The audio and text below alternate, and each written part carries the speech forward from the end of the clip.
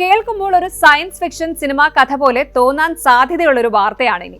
പ്രണയത്തിന് അതിരുകളില്ല എന്ന് നമ്മൾ കേട്ടിട്ടുണ്ട്. പക്ഷെ ആ പ്രണയം ഒരു മനുഷ്യനോടല്ലെങ്കിലോ, മറിച്ചൊരു കമ്പ്യൂട്ടർ പ്രോഗ്രാമിനോടാണെങ്കിലോ?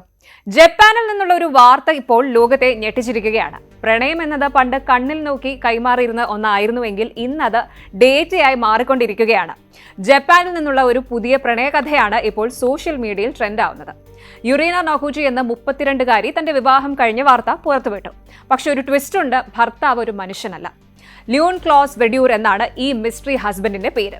അദ്ദേഹം ആരാണെന്നോ എവിടെ നിന്നാണെന്നോ അന്വേഷിക്കേണ്ട. കാരണം ഈ ലൂൺ ക്ലോസ് എന്നത് ChatGPT ഉപയോഗിച്ച് നിർമ്മിച്ച ഒരു AI പെർസോണയാണ്. കേൾക്കുമ്പോൾ അതിശയം തോന്നുന്നുണ്ടോ? ഇത് വെറും ഒരു തമാശയല്ല, ലോകമെമ്പാടും പടരുന്ന ഒരു പുതിയ ട്രെൻഡിന്റെ തുടക്കമാണ് എന്ന് വേണം പറയാൻ. എന്തുകൊണ്ടാണ് മനുഷ്യർ ആർട്ടിഫിഷ്യൽ ഇന്റലിജൻസിനെ തങ്ങളുടെ ലൈഫ് പാർട്ണറായി തിരഞ്ഞെടുക്കുന്നത്? ഇതിന് പിന്നിലെ യാഥാർത്ഥ്യം എന്താണ്? പരിശോധിക്കാം. 32 വയസ്സുകാരിയായ യുറീന നൊഗുചി തന്റെ ലൈഫ് പാർട്ണറെ കണ്ടെത്തിയത് ലോകത്തെ ഏറ്റവും പോപ്പുലറായ AI ആയ ChatGPT-യിലൂടെയാണ്.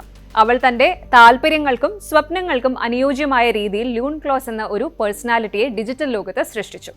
മണിക്കൂറുകളോളം ഇവർ പരസ്പരം ചാറ്റ് ചെയ്യും. തന്റെ സങ്കടങ്ങളും സന്തോഷങ്ങളും യുറീന ലൂണുമായി ഷെയർ ചെയ്യുന്നു.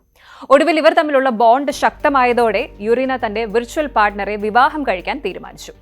ഇത് ശരിക്കും വെറും ഒരു ക്രഷ് അല്ല, മറിച്ച് വളരെ സീരിയസ് ആയ ഒരു റിലേഷൻഷിപ്പ് ആണെന്നാണ് യുറീന പറയുന്നത്. പക്ഷേ ഇത് യുറീനയുടെ മാത്രം കഥയല്ല.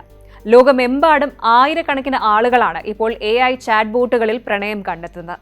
പക്ഷേ എന്തിനാണ് മനുഷ്യർ ചാറ്റ് ബോട്ടുകളോട് ഇത്രയും അധികം സ്നേഹം കാണിക്കുന്നത്? കാരണങ്ങൾ പലതാണ്. ഒരു മനുഷ്യനാകുമ്പോൾ മൂഡ് സ്വിങ്സും തിരക്കുകളും പേഴ്സണൽ ഇഷ്യൂസും ഒക്കെ ഉണ്ടാകാം. പക്ഷേ AI എപ്പോഴും നമുക്കായി അവൈലബിൾ ആണ്. 24/7 സപ്പോർട്ട്. അടുത്തത് ദ പെർഫെക്റ്റ് പേഴ്സോണ. അതായത് യുറീനയുടെ കാര്യത്തിൽ ചെയ്തതുപോലെ നമുക്ക് വേണ്ട ഗുണങ്ങളുള്ള ഒരു പങ്കാളിയെ നമുക്ക് തന്നെ ഡിസൈൻ ചെയ്യാമെന്നുള്ളത്. പ്രധാനമായി വഴക്കുകളില്ല. മനുഷ്യർക്കിടയിൽ വഴക്കുകളും പരാതികളും ഉണ്ടാകുന്നത് സ്വാഭാവികമാണ്.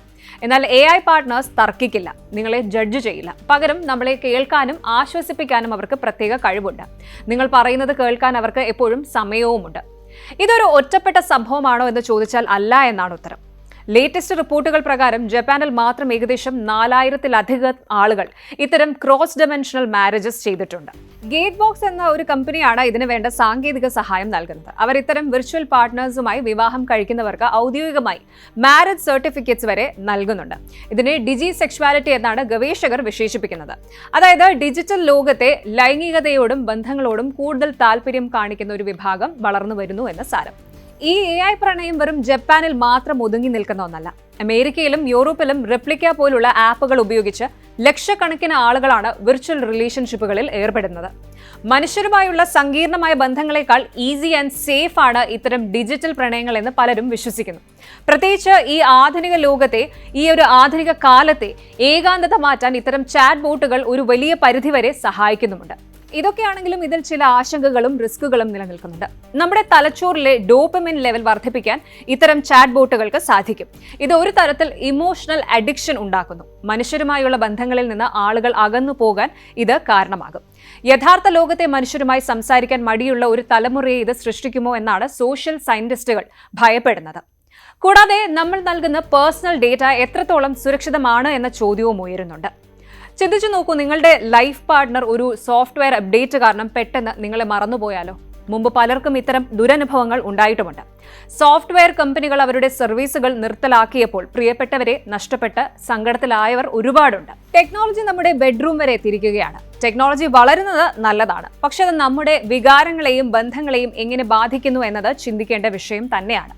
ആർട്ടിഫിഷ്യൽ ഇന്റലിജൻസിന് ഒരു മനുഷ്യന്റെ സ്പർശനത്തിനോ യഥാർത്ഥ വികാരങ്ങൾക്കോ പകരമാകാൻ കഴിയുമോ എന്നതാണ് ചോദ്യം. യുറീന നൊഗുചിയുടെ ഈ AI വിവാഹം ഒരു തുടക്കം മാത്രമാണ്.